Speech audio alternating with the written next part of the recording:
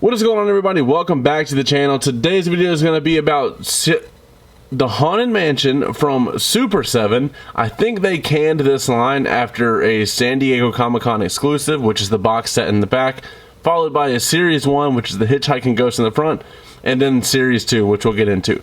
But let's go ahead and get right on into the video. Alright, so as I mentioned, there are technically 3 sets, the exclusive 1 and 2. So we're going to talk about Series 1, then we're going to talk about the exclusive, which is in the back, then we're going to talk about Series 2. So for Series 1, you get none other than your classic hitchhiking ghost. Now, as you see from left to right, you do have Phineas, Ezra, and then Gus. They are in this really weird, like, glow-in-the-dark style colorway, which I actually tested under a black light, and they do not glow. They just look like they potentially glow. I tested it on the Series 2 figures. They do not glow as well, which is unfortunate. I understand it would have had a higher price point, but I do wish that the ghosts from the mansion, which are glowing all throughout the ride, all throughout the movie, heck, all throughout the Haunted Mansion rides, all throughout the world, they're glowing. Not the figures, unfortunately, but it would be kind of weird to like look over in the middle of the night and you just see all the ghosts glowing on the shelf. Maybe it's a good idea they don't glow. But let's go ahead and talk about Phineas. This is the classic character design that we have seen of him. It has the thumbs out hand, which is pretty cool. You gotta love it from the end of the ride when they're wanting to hitch a ride to get out of the mansion. There is very little articulation to these figures. Oh, there's some head tilt. That's about all you get though, is head tilt. You get arms, which you're not going to want to move that arm around too much because that's how it's posed. He does have this arm, which goes all the way around. His little briefcase or his like selling bag right here, which is a separate piece. I just plugged it into his hand. And there's another note. The figures don't stand over that well. So we'll go ahead and we'll just keep on rolling with those in the background. Then he does move his legs back and forth, which is nice, but you're gonna want to just have him pretty much just chilling right there. Nothing else for him to really do. He is a hitchhiking ghost after all. He is wanting to... Holy crap, they don't stand well. Maybe that's why they canned the line. Who knows? He's not gonna be doing much besides hitchhiking, of course. Now, when we have Phineas, we're gonna put him over to the side and compare him to his Comic-Con exclusive in the back. Let's go ahead and talk about Ezra, who is the main culprit of the not standing party. This is the classic design from Ezra. He does have the same articulation points, except he can he not turn his head? Is that glued in there? Yep, he cannot turn his head. I could try. Oh, no, he can, but you feel like you're gonna break something. So is that worth it? No. Same articulation as far as the arms go, but you're going to want to keep the thumb out to the side. He does have the leg movement, but he is wearing this long overcoat, so the leg movement is kind of non-existent at the end of the day. All you can do is kind of use it to tilt him forward, hoping to God he doesn't fall, which we both know he's going to. Also, really great sculpting on the head there. I like that a lot. I kind of want to scan this, upsize it, and print it for actual figures instead of just these things, whatever you want to consider them. They're figures, but it is what it is. Let's put Ezra back there with his exclusive counterpart. Let's talk about Gus. Now, Gus is a simple man. He is supposedly a prisoner, and, well, that's why he looks kind of homeless, let's be honest. He does have the ball and chain. The chain, well, the strap being around his lower right ankle, as you see there. Like I said, still some articulation, not much, but there is some. The arms are the same. The head, that head ain't moving, let's be honest. That head's like half the body, especially with the hair. Man's got one heck of a hunch. And he does have the ball in his hand, which feels like it moves around. Oh, okay. That explains it. This is just taped on there with double-sided tape, which is a choice, that's for sure. Double-sided tape, but there you see it. That makes a lot more sense to have the chain off to the side like that. The chain does not, or the I don't know what you would consider this. I guess the thing that holds him does not move around, which is unfortunate. But the chain rolls around. Let's go ahead and move him out of the way. But then you have the San Diego Comic-Con exclusive 3-pack. Now, this is their non-glow-in-the-dark looking colorway because they don't glow. This colorway in the 3-pack actually matches that of Series 2, which is, why not make the exclusive the glowing colors? I don't know. But I'm assuming, based off everything I see right now, they're the exact same sculpt.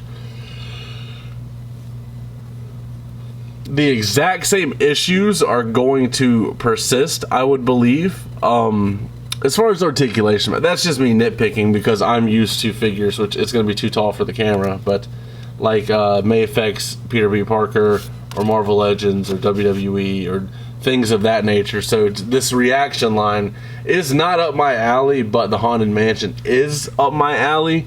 So that is it for Series 1 and the exclusive. We're going to take our ghosts and put them over to the side. We're also going to take, if you heard that in the background, that was Ezra's hat once again. We're going to take the 3-pack, put it to the side.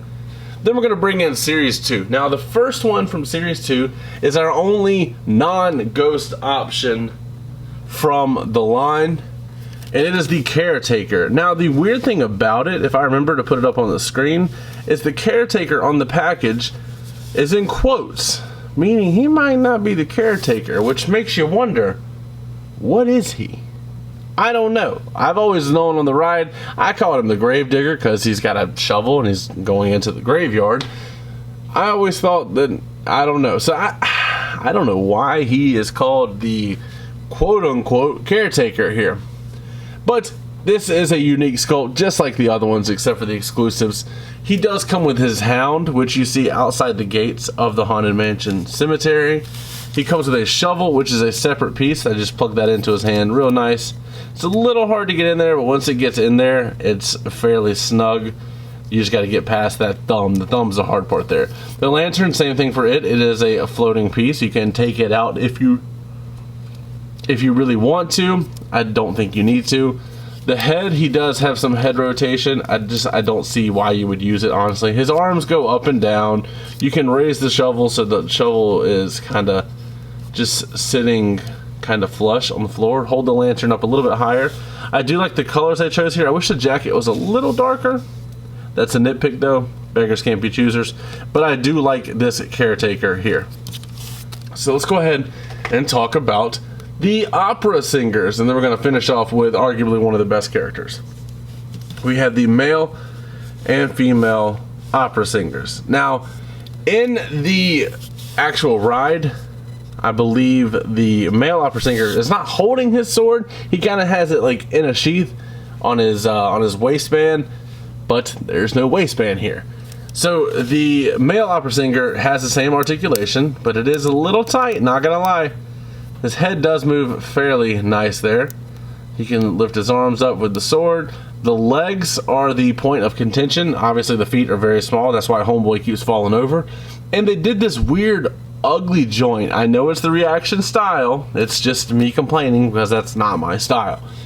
But the leg joints are part of his little like skirt thing here. You know what I mean? Like, that's real ugly. I don't know, like, I get why you do it. Oh, it doesn't go back because of the butt. I get why you do it, but I mean, at that point, I would just rather not have leg articulation to begin with. I do like the head sculpt though. That is very nice. I do want to scan that and upsize that for my own prints. But that is very nice. So that is the male opera singer. Let's get into the female opera singer. Now, I know this looks like a suggestive pose. I'll flash a photo of her up on the screen now. That is not what she, she kind of does, but her hand sits more flush and it's more off to the side. But she's got these really long braids, which are great. The head sculpt is phenomenal. Love the helmet here. I do like this one. The arm articulation is just not much due to the nature of the sculpt. But the legs, same thing as the male opera singer, has this god-awful, ugly cut here, and that's the range of motion. It's rather unfortunate, but she will be standing still just like that on the shelf. That's all you can really do. Let's get into Constance Hatchaway, the bride from the Haunted Mansion. Here is Constance in all her glory. I do like the translucent plastic being used for her veil. I think that was a really smart choice here. You almost, unless you like really look, her seam line for her legs aren't as noticeable, but it does have that stupid articulation thing going on. She is holding the hatchet, of course, because let's just say she took care of her husband. That hatchet seems to be a separate piece. You can slide it out all the way. I'm not going to do that, though. Oh, the bride has to hold the hatchet. I mean, come on, it's the whole point of the ride. But that does look good. I am very impressed with this. This honestly might be my favorite figure since taking all of them out of the packaging, is the bride from the Haunted Mansion. So that's pretty impressive. But that is the whole entire set. I'm not going to bother piling everybody back into here. We'll just pull the exclusive 3-pack and put it back in here. That is going to be it for today's review. As always, don't forget to like, comment, subscribe. Let me know what you guys think down in the comments below. And last but not least, take it easy.